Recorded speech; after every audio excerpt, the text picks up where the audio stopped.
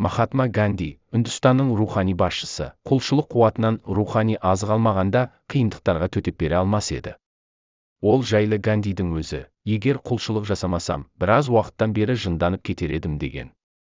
Міне, Ганди мұсылман емес, бірақ дұрыс жолды ұстанған адам еді. Алла тағала Анкабут сүресінің 65 аятында, қашан олар кемеге отырса, дінін Аллаға бағыштаған түрде жалбарынады деген.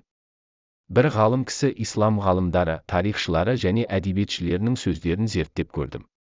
Олардың біреуінен де қобалжу, қорқыныш және рухани ауру жайында сөз таппадым. Мұның себебі олар дінге деген сенімдері мен имандарының арқасында жүректері тыныштық пен жайлылықта, қиындық пен қайғырудан алшақ өмір сүрген. Дейл Карнеги асқазанына жара шыққан бір науқас адамның оқиғасын әңгімелейді. Оның дертінің ушыққаны соншалықты оған дәрігерлер бірнеше айлық өмірі қалғанын ескертеді. Сол кезде күтпеген жерден науқас, есімі Хани, бір таңқаларлық шешім айтты. Егер өлуіме аз ғана уақыт қалса, неліктен қыдырып сол уақытты жақсы өткізбеске? Мен өмірімнің соңына дейін әлемді аралармын деп армандаушы едім.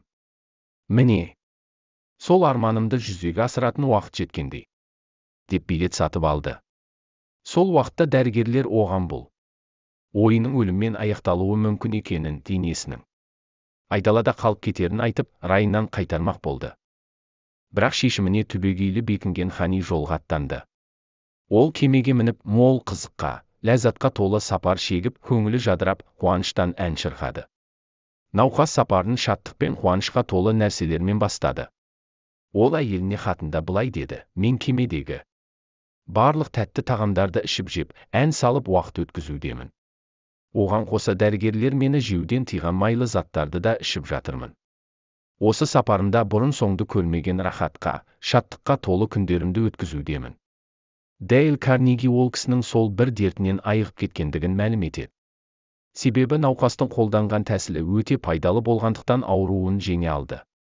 Иә, шаттық, қуаныш және демалу дәрігерлердің жазып берген дәрі-дәрмектерінен әлдеқайда артық.